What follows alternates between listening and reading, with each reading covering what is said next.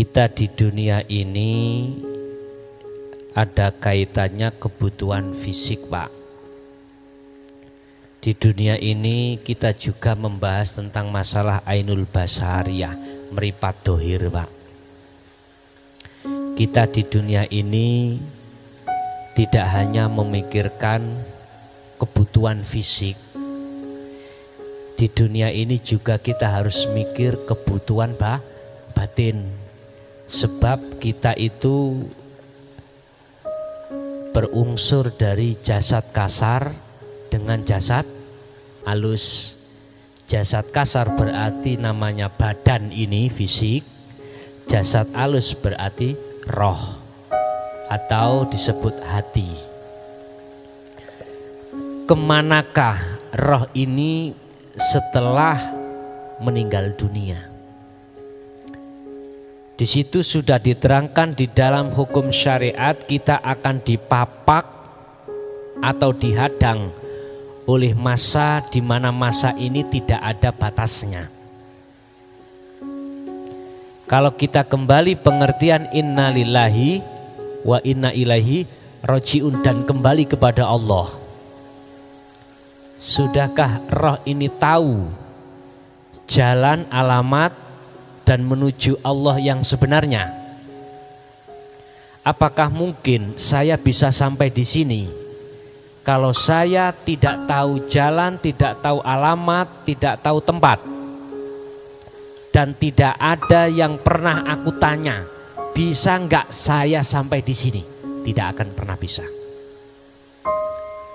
Makanya kita menuju kewusulan terhadap Allah ada syarat 3. Ilmu, amal, istiqomah yang disebut sebagai takwa. Inilah kuncinya. Ilmu akan membahas tentang masalah 3 perkara. Mana sih sifat-sifat, ciri-ciri yang memiliki nama Allah hidup itu? Ini nanti akan kita bahas setelah rukun Islam, rukun iman atau hal yang lainnya. Mana sih alamat yang memiliki nama Allah? Kalau di sini Pak Sarwo itu, nek Sarwone, Pak Sarwone jeneng Pak Sarwonya yang memiliki nama Pak Sarwo mana? Tempatnya di mana, alamatnya, jalan menuju ke sini di mana? Terus jalan menuju ke Allah, apakah ruh ini sudah paham, sudah tahu? Jelas tidak tahu. Berhubung tidak tahu itu, sebelum kita meninggal kita harus terlebih dahulu untuk bertemu, Pak. Harus bertemu. Proses untuk menemukan liqo terhadap Allah panjang sekali. Artinya, luar biasa perjalanannya ini. Harus tahu alamat, harus tahu jalan, harus tahu yang memiliki nama Allah. Jalan, thariqah, aktivitas, semua aktivitas itu fasilitas yang diberikan Allah terhadap jenengan karena Allah yang menguasai itu. Alamat latifah robbaniyah ya di dalam aktivitas itu. Hidup, sifat dan ciri-cirinya di situ. Ilmu sudah jenengan pegang, berarti teori secara ilmu untuk menuju liqo datang Allah sudah saudara terima, paham. Ini namanya hidayah ilmu atau makrifat ilmu. Ini tidak akan berguna bagi kita apabila kita tidak melangkah satu langkah lagi, yaitu amal, praktek. Dengan dasar ilmu ini. Kita paham ilmu elektro, tapi tidak kita praktekkan, percuma tak berguna. Nopo? Percuma dan tidak berguna. Paham ilmu elektro, ono HP rusak diwasiai, ra ditandang-tandangi, gak dikerjakan. Apa mungkin dengan sendirinya HP bisa hidup? Gak bisa. Kita tidak akan pernah menemukan hidup pada HP. Wong HP-nya ini rusak kok, mari kecemplung laut. Kalau kita tahu ilmunya akan paham letak mana yang menjadikan ini tidak hidup. Nah, Langkah yang kedua ini harus dilakukan. Makanya tadi wa man kana yarju liqa'a rabbih falyamal amalan sholihan, harus dijalankan. Inilah yang kami maksud zuhud, tumpakane zikir, suluk nuju kewusulan tumpakane zikir. Engko sing nuntun zikire buroke iku mang adalah warid malaikat dari Allah.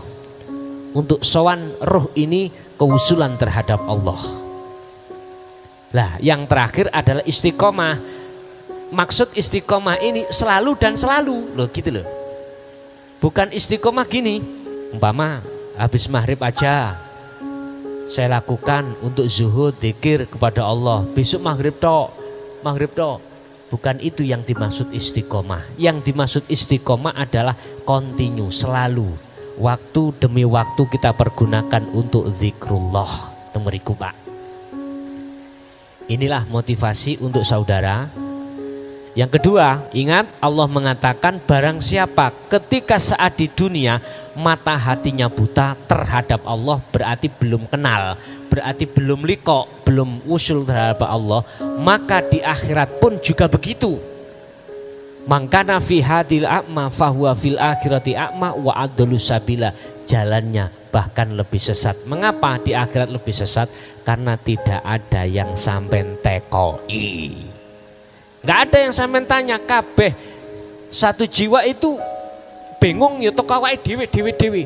Makanya ada istilah besok itu kalau yaumul qiyamah datang, bapak wis gak kenal anak.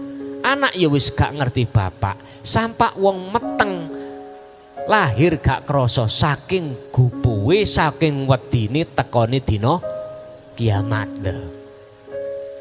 Ini wa'dalus sabila, maksudnya jalannya lebih sesat itu kita belum ketemu Allah sudah kedaulan meninggal.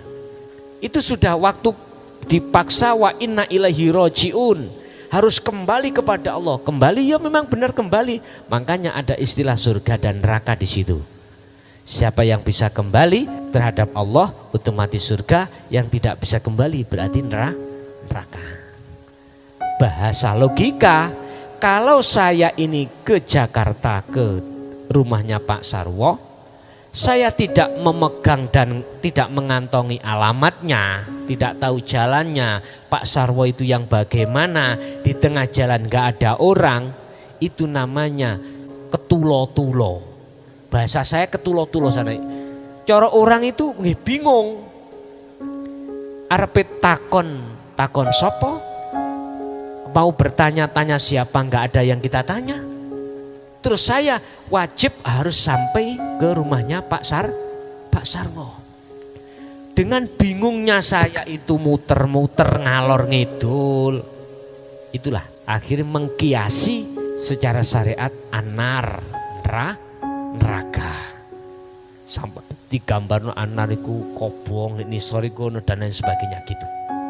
Iku saking goncange manah ati. Mangan ya ora ono sing dipangan lan sak pituruti gitu Pak. Tapi nek umpama sudah tahu jalannya, sudah bertemu terhadap Pak Sarwo, suatu saat dipaksa untuk saya datang ke sini, saya sudah enggak tanya-tanya karena sudah pernah ke rumahnya Pak Sarwo. Walaupun enggak ada saya tanya, wong tahu jalannya saya sudah lewati. Sama dengan sampean ke rumah saya lah. Sampean gak usah nggawa alamat saya, juga sampean yo gak tahu jalan ke sana, wis berangkat to. Saged tutuk apa ora? Mboten saged. Di jalan tidak ada yang sampean tanya. Mumpung ning dunya, di dunia ini masih banyak teman kita, dekat kita. Sampean tanya terkait ke Allah bagaimana? Lah, ini ada kesempatan yang baik bagi kita. Sehingga terakhir saya berpesan tolong jangan mati dulu ya Pak Bu. Jangan mati dulu sebelum jenengan iki ketemu Allah. Lahumul Fatihah.